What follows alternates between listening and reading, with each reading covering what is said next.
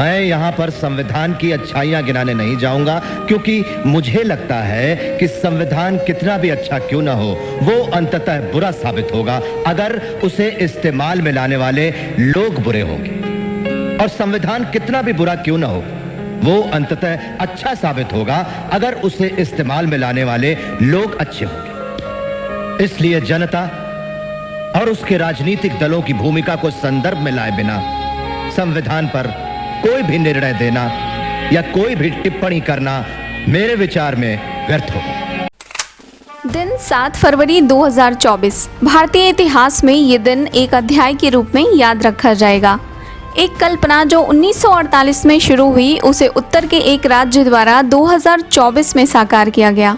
हम बात कर रहे हैं यूसीसी लागू करने की टाइमिंग को लेकर। क्या आप जानते हैं कि समान नागरिक संहिता भारतीय संविधान में पहले से ही मौजूद है? चौंकिए मत, ये बात सत्य है। जब पहले से ही मौजूद है तो फिर इसे लागू करने की आवश्यकता ही क्यों पड़ी? और अगर संविधान में समान नागरिक यानी सभी के लिए एक जैसा कानून उपबंध पहले ही जोड़ा जा चुका है, तो फिर ट्रिपल तलाक, हलाला जैसे पर्सनल ट्रेडिशनल लॉ इतने सालों तक हमारे समाज में क्यों रहे? आज इस वीडियो के माध्यम से हम इन्हीं सारे सवालों पर आपको एक संतुलित जानकारी देंगे। 2022 में उत्तराखंड में विधानसभा के एक आम चुनाव संपन्न हुए। इसी चुनाव में कई क्षेत्रीय और राज्य की पार्टियों ने अपने अपने चुनावी एजेंडे पेश किए। बीजेपी 2022 के इसी चुनाव में यूसीसी को लागू करने का अपना एजेंडा पेश किया। प्रथम दृष्टया सभी पार्टियों ने इसे सत्ता हासिल करने वाला एक छलावा कहा, परंतु बीजेपी अपनी बात पर अडिग रही। हुआ भी ऐसा ही। सरकार बनते ही 2 साल के अंदर बीजेपी की उत्तराखंड सरकार ने यूसीसी को लागू कर दिया। तीखी बहसों का दौर जारी है और एक बार फिर यूसीसी का जिन्न बोतल से बाहर आ गया है। सभी को लगता है कि यूसीसी का आना किसी विशेष पार्टी या किसी नेता की वजह से ही हो पाया है, परंतु मैं आपको बता दूं, ऐसा बिल्कुल नहीं है। यूसीसी तो भारतीय संविधान में 1948 से ही मौजूद है। उत्तराखंड सरकार ने बस इसे लागू कर सही टाइमिंग दी है। आइए जानते हैं कैसे। संविधान के अनुच्छेद 44 से हमें यूसीसी के बारे में जानकारी मिलती है। संविधान के अनुच्छेद 44 के अनुसार ये राज्य का कर्तव्य है और राज्य ये वादा करता है कि वो समान नागरिक संहिता का राज्य में होना सुनिश्चित करेगा।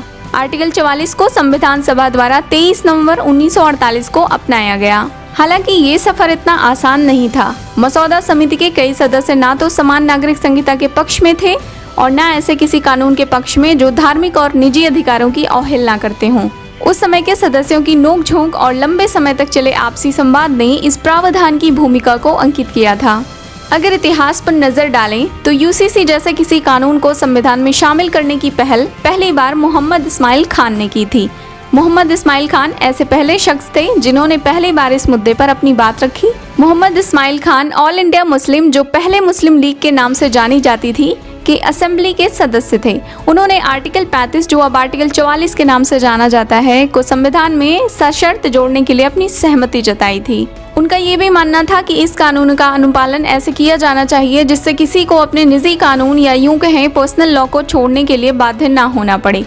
असल में ये पर्सनल लॉ ही थे जो संविधान सभा के सामने अनुच्छेद 44 पर बहस के सबसे महत्वपूर्ण विषयों में से एक थे।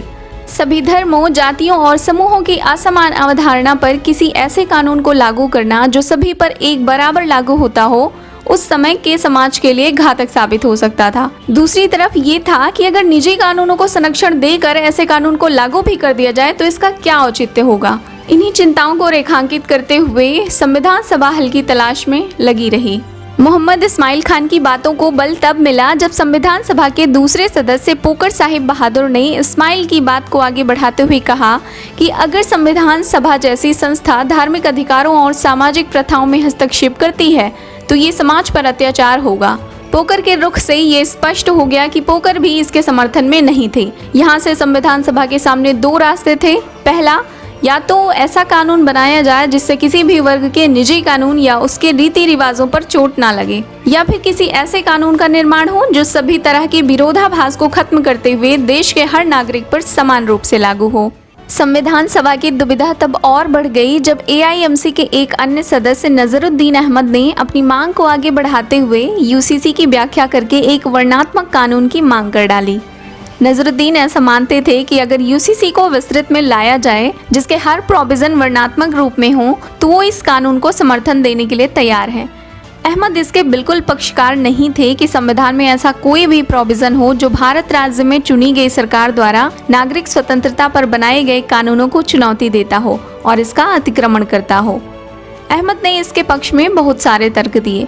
उन्होंने कहा कि यूसीसी का मसौदा संविधान के एक अनुच्छेद 19, जो कि बाद में अनुच्छेद 25 बन गया, में दिए गए धार्मिक स्वतंत्रता के अधिकारों से कभी न कभी टकराएगा और धार्मिक अधिकारों का हनन कर लेगा। उनका सीधा अर्थ ये था कि अगर यूसीसी जो सभी धर्मों पर एक समान लागू हो गया तो ये आगे चलकर संविधान के आर्टिकल 25 की अवहेलना करता हुआ पाया जाएगा। वो संविधान सभा को ये याद दिलाना चाहते थे कि ऐसे किसी भी उपबंध को लागू करने से पहले भविष्य की सुरक्षा सुनिश्चित कर ली जाए। असल में अहमद एक दूरदर्शी विचारधारा के व्यक्ति थे। वो 1948 में ही इस बात को जान गए थे कि भविष्य में ऐसे किसी कानून को आने से नहीं रोका जा सकता। भविष्य में ऐसी परिस्थितियां भी होंगी जो इन कानूनों का होना अनिवार्य करेंगी और इनके समर्थन में होंगी। इसी मत को ध्यान में रखते हुए उन्होंने संविधान सभा के सामने एक प्रस्ताव रखा। उन्होंने कहा, मैं मानता हूं कि तत्कालिक तौर पर ऐसे किसी कानून को समर्थन ना दिया जाए जो किसी व्यक्ति या धर्म समूह के निजी विचारधारा, विश्वास या उसके रीति रिवाजों में सीधा हस्तक्षेप करता हो, और अगर राज्य को ऐसा करना जरूरी भी लगे तो राज्य को अपने आम सहमति बना लेनी चाहिए। उत्तराखंड में यूसीसी को लागू करने से पहले वहां की सरकार ने काफी होमवर्क किया है। उन्होंने समाज के सभी वर्ग, चाहे वो विशिष्ट वर्ग हों, मजदूर हों या विभिन्न सामाजिक समूह, सभी से एक लंबी वार्तालाप कर आम सहमति बनाई। इस संवाद के क्रम में सरकार ने उन सभी संभव मांगों को माना जो समाज द्वारा समाज के लोगों के लिए और भारतीय सामाजिक ढांचे के लिए आवश्यक थे। फिर वो चाहे बहुविवाह हो, संपत्ति का अधिकार हो या फिर लिव इन जैसे पश्चिम सभ्यता को भारतीय समाज में एक सीमित उपबंध के साथ जगह देना। अब हम आते हैं कहानी के असली नायक और यूसीसी के सबसे बड़े पक्षकार एम मुंशी पर। एम मुंशी इकलौते ऐसे कांग्रेस के सदस्य थे जो ऐसे कानून का पुरजोर समर्थन कर रहे थे। वो संविधान सभा के मसौदा समिति के सबसे वरिष्ठ सदस्यों में से एक थे। उन्होंने न सिर्फ इस्माइल खान की बात को काटा बल्कि नजरुद्दीन अहमद के विचारों में भी अपनी असहमति जताई। एम मुंशी ने यूसीसी को लागू किए जाने के पक्ष में जोरदार तर्क दिया। अपनी बात को रखते हुए एम मुंशी ने कहा कि वो व्यक्तिगत तौर पर यकीन करते हैं कि किसी भी राज्य को किसी धर्म विशेष के धार्मिक आचरण में हस्तक्षेप करने से बचना चाहिए, परंतु अगर असमानता का आधार धर्म ही है तो राज्य को इस मामले में कानून बनाने का अधिकार होना चाहिए। मुंशी ने बताया कि अगर राइट टू प्रॉपर्टी और पर्सनल लॉ जैसे कानून धर्म की छत्र छाया में स्वीकार किए जाते हैं तो बेशक महिलाओं के पास उनके मौलिक अधिकार होंगे, परंतु पर्सनल लॉ की आड़ में उनके साथ असमानता का भेदभाव हमेशा होता रहेगा। ये तभी खत्म हो सकता है जब पूरे भारत में एक जैसा कानून हो। मसौदा समिति के एक अन्य सदस्य अब्बादी कृष्णा स्वामी अय्यर एम मुंशी के विचारों से ठीक उलट अपनी राय रखी। उन्होंने एम मुंशी की बात को काटते हुए कहा कि अगर यूसीसी को लागू किया जाता है तो ये सभी धर्मों के बीच असंतोष और असमानता का कारण बनेगा। यूसीसी का प्रमुख उद्देश्य ही ये है कि असमानता को खत्म किया जाए, और अगर इसके लागू करने से असमानता और मुखर हो जाती है तो इसको लागू करने का कोई मतलब नहीं बनता। संविधान की मसौदा समिति के अध्यक्ष वी.आर. अम्बेडकर सदस्यों के बीच होते तीखे संवाद को अच्छी तरह पढ़ चुके थे। वो समझ गए थे कि यूसीसी को तत्कालिक तौर पर लागू करना मतलब किसी एक समूह को नाराज करना है। भारत को आज़ाद हुए कुछ ही साल बीते थे। ऐसी स्थिति में देश किसी भी प्रकार के मजहबी और सांप्रदायिक टकराव को नहीं झेल सकता था। इसी टकराव को टालने के लिए उन्होंने बीच का रास्ता निकाला। उन्होंने सभी सदस्यों को समान भाव देते हुए अपनी बात रखी। उन्होंने कहा, असल में यूसीसी को लागू करने में काफी देर हो चुकी है, क्योंकि अगर आप गहनता से भारतीय संविधान को देखेंगे तो पाएंगे कि यूसीसी पहले ही लागू हो चुका है। उनका इशारा संविधान के उन अनुच्छेदों जैसे आर्टिकल 13, आर्टिकल 14 और आर्टिकल 19 से था जो हर नागरिक एक समान विचारधारा से देखते हैं। वी.आर. ने चतुराई दिखाते हुए संविधान के अनुच्छेद 44 में कुछ ऐसे शब्द जोड़ दिए जिन्होंने न सिर्फ भविष्य में यूसीसी के लिए एक पथ निर्धारित किया बल्कि ये बल दिया कि ये आने वाले वर्षों में लागू किया जा सकता है। संविधान के आर्टिकल 44 में उन्होंने राज्य प्रयास करेगा जैसे शब्द जोड़कर अपनी दूरदर्शिता का परिचय दिया। वो जानते थे कि बेशक आज परिस्थितियां इसके अनुकूल नहीं हैं, परंतु भविष्य में राज्य को ऐसे कानूनों की जरूरत पड़ेगी जो हर समूह को एक सूत्र में बांधते हों, फिर वो चाहे किसी भी जाति, धर्म या मजहब से आता हो। अंत में अम्बेडकर के रखे प्रस्ताव को समर्थन करते हुए संविधान सभा ने 23 नवंबर 1948 को क्लोजिंग स्टेटमेंट को आगे बढ़ाते हुए मोहम्मद इस्माइल खान द्वारा दिए गए सुझाव के साथ आगे बढ़ने का फैसला कर लिया। यही वो दिन था जब आर्टिकल 44 को संविधान के पन्नों में जगह दी गई।